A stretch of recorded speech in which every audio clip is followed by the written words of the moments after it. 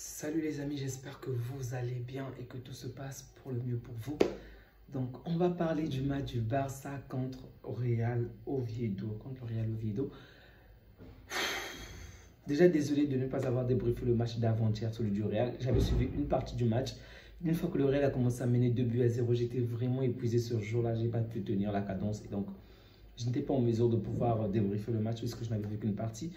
Mais déjà, parlons de ce match-ci d'aujourd'hui, celui du Real, le Real Oviedo contre le Barça.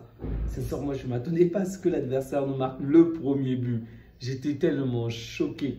C'est vrai, on peut dire des tas de choses concernant Joan Garcia. C'est une erreur et ça peut arriver à n'importe qui.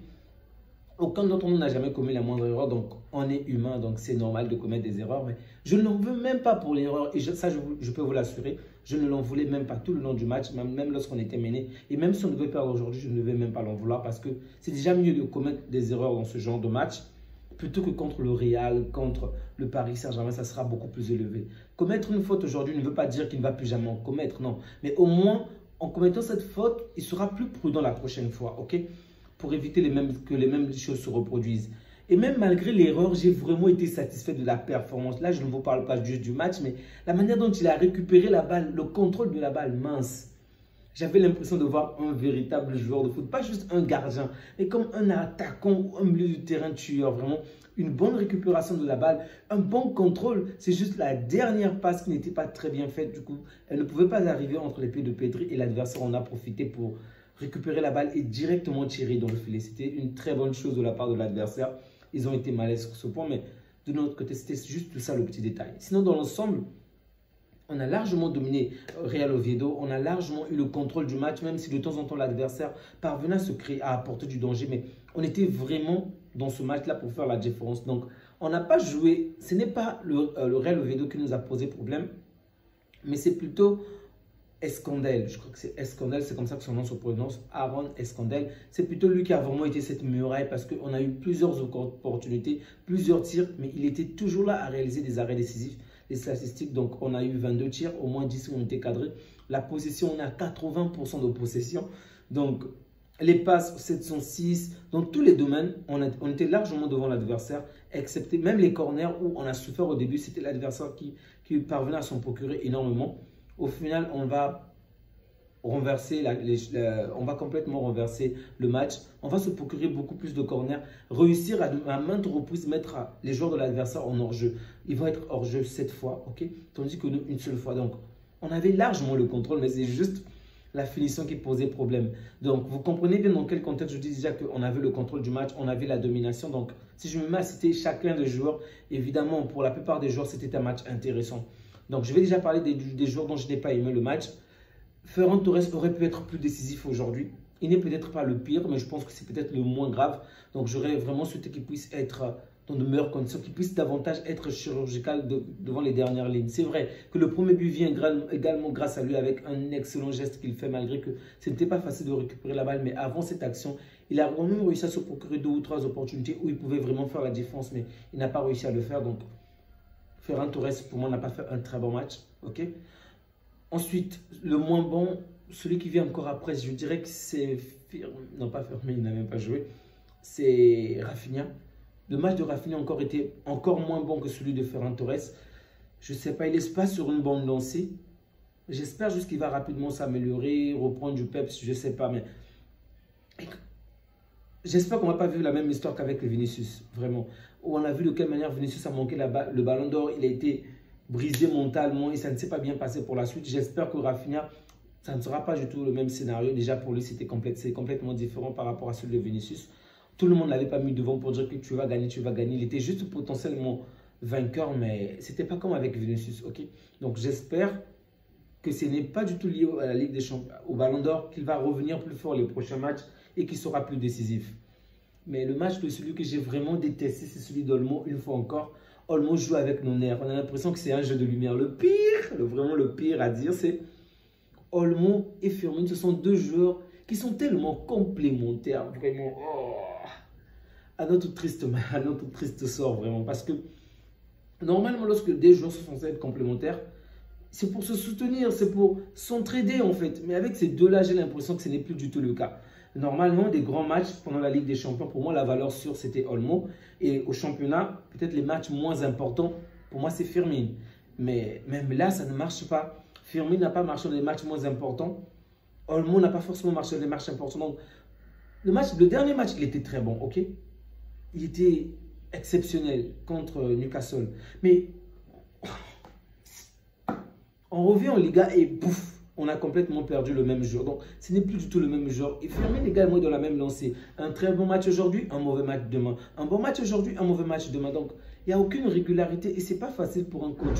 Donc, pour moi, l'homme du match aujourd'hui, à la limite, je dirais que c'est Flick parce qu'il a quand même réalisé un changement très intéressant. Au début, il a essayé de mettre une équipe un tout petit peu remaniée pour que certains joueurs puissent se reposer. Mais lorsque l'adversaire a pris le dessus en première période, donc avant de commencer la seconde période, bam!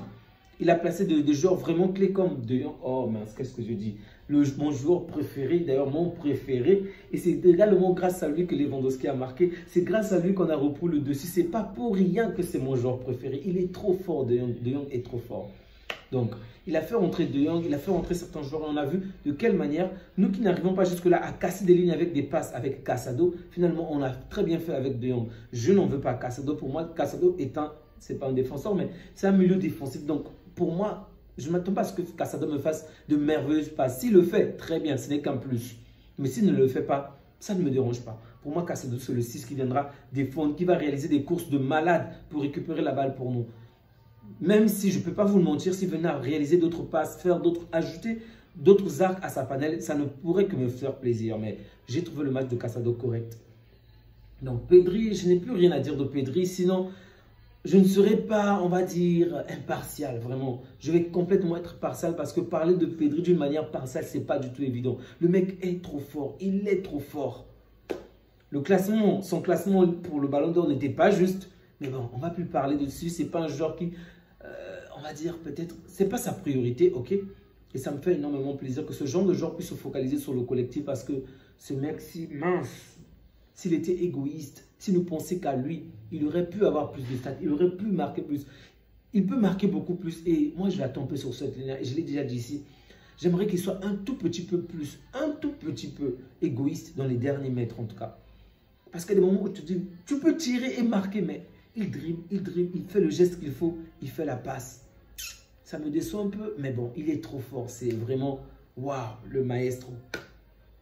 En défense. Bon.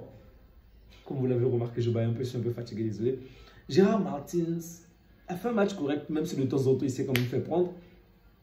Kobarsi également, je suis un tout petit peu déçu de la part de Kobarsi parce que lui, je m'attends un peu plus à des standards encore plus élevés par rapport à ce qu'il m'a déjà montré la saison dernière. Je n'ai pas encore vu des merveilleuses passes de Kobarsi qui cassent des lignes. Pas encore. Donc du coup, je ne suis pas encore satisfait des performances de Kobarsi, ok?